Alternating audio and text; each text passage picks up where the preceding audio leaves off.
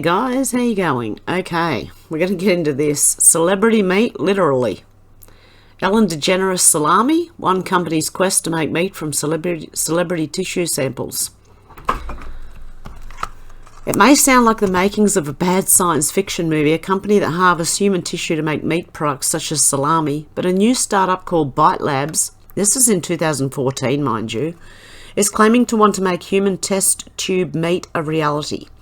And they want to use celebrities to do it.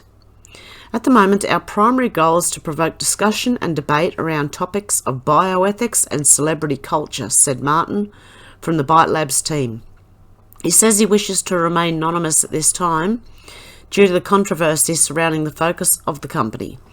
We see inefficiency, environmental hazards, and ethical problems in the world's food production and distribution. Listen to this next part. There are exciting opportunities to disrupt these industries while opening new ways to consume celebrity culture. Okay, so they see inefficiency in world's food and distribution, but they say there are exciting opportunities to disrupt these industries to make you eat people. Okay, do we believe that? This is more likely the work of provocateurs who want to start a lab meat discussion and not actually use Kanye West to make cured meat. And here's how it will work. According to the Bite Labs website, a sample of tissue containing myosatellite cells, the type of cells that help repair and regrow damaged muscle, will be taken from a person during a biopsy. Those cells are multiplied in a lab using a medium that acts as an artificial blood to grow muscle. Once the cells are mature enough, they'll be ground and mixed with different kinds of meats, spices, fats and oils for flavour using one of the company's time-honoured recipes for the creation of fine cured meats. Then it will be stuffed into casings, seasoned again, then dry-aged and cured before packaging for distribution. The company outlines how this type of test tube meat would eliminate environmental and ethical concerns associated with livestock production, claiming its celebrity meat production would require less than 1% of the land used in traditional farming. Well, maybe if we didn't have factory farming and we all had our own cattle and did our own thing, well, maybe that it wouldn't be so bad. But anyway, I'm not eating human meat, thank you very much. And who knows how long they've been... Look, I don't know how many of you know this, but be careful of the food you eat, okay? Don't put it, whoever controls the food controls the people. They can put anything they like in your food while they're controlling it. So control your own if you can, as much as you can, or get your meat from a farmer. The site also notes the lab meats will not be affected by growth hormones or come into contact with any pesticides or chemicals. No, only the drugs that they constantly throw down their throats or up their noses. Being celebrities, you know what they're like. And as far as the celebrity angle, Bite Labs is hoping they can use celebrities to warm people up to the idea of consuming the meat. No, thank you. No, they can keep that. Thank you. No. That is our hope, to get celebrities on board, sample their cells and use them to mass produce artisanal salami, said Martin. We're in agile mode right now, scaling our user base and attracting celebrities as partners. Bite Labs has sample celebrity meat descriptions on its website written by Bite Labs representative Kevin and food designers on the Bite Lab team.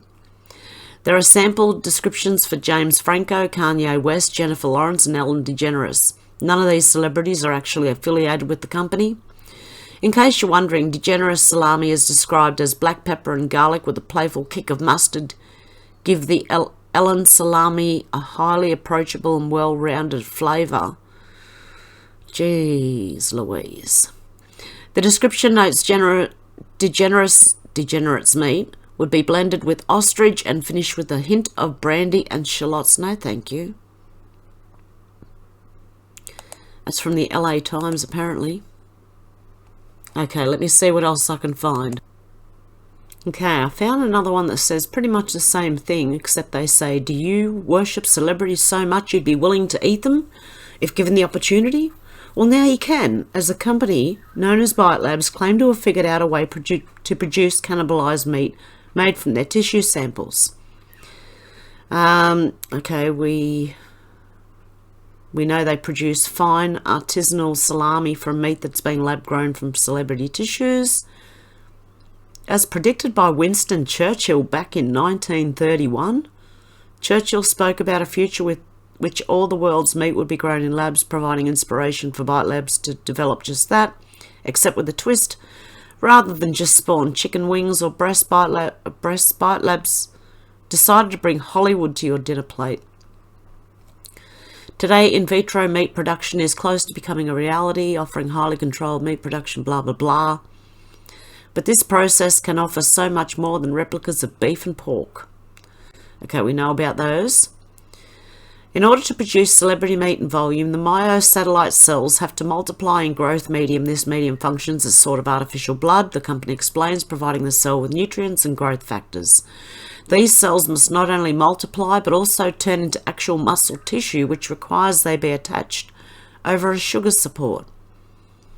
This not only provides a structure for muscle to grow over, but also creates channels for growth medium to flow through, much like veins, the company explains. At this point, the growth process has moved into the bioreactors where directional stimulation of the muscles makes them mature and become stronger. Once the concoction is fully grown, is fully grown, the muscle pieces are extracted, combined and ground to the desired consistency. It is then transformed into salami along with spices, fats and oils added to taste. The ground meat is now stuffed in the casing, giving them final seasoning, and they package them for distribution. To who? To who, I'd like to know. Who are you? Who are they packaging them for distribution for? Who wants a log of Ellen DeGeneres or Kanye West? No, thank you. Not the degenerate. Some of the celebrities, blah, blah, blah. Who else do you want to eat? The company asked. Tweet them at Eat Celebrity Meat. Great. While billionaire eugenicist Bill Gates is not mentioned, we know that he's already working on artificial meats products via other avenues, while also pushing veganism. I want to see the vegans, what they think of... Is there any vegans out there? Are you going to eat human meat created in a lab? Well, there's always the Beyond Burger, and all those not meat burgers that are actually... What are they? Anywho. Okay, environmentally speaking, celebrity salami is more green than real meat. Bite Labs says... I've got a cat in front of me. No, that's not what Bite Labs says, but that's what I say. Bite Labs says because it requires less than 1% of the amount needed for traditional farming, blah, blah, blah. With 70%, roughly 70% of the world's farmland currently being used to raise animals for meat, this could be drastically reduced by extracting the life force out of Tom Hanks or Lady Gaga. No, thank you. And converting it into a nice summer sausage. No, thank you. You can keep that. Actually, you can stick that one where the sun doesn't shine. This is considered normal to Bite Labs anyway.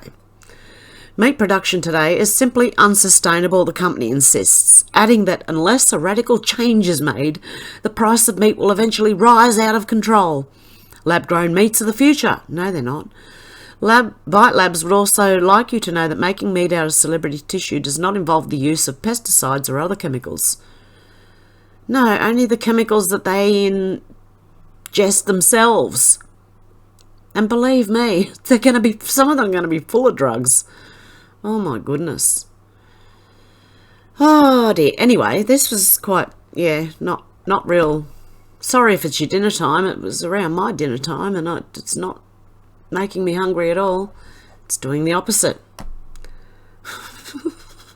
Okay, guys. Well, what I'm going to do is I will be back in the morning and I'll be going live and we will be talking about a very interesting court case that I think everybody should know about. And it's called the Brunson court case. The Brunson and We the People, apparently. You will be very interested to hear about it, I'm sure. And I'm going to give out some links and stuff as well. So you can follow and go and get more details on it, because it is very interesting. Okay, guys, I hope you have a good morning, afternoon, or evening, wherever you are, and I'll talk to you soon. Bye.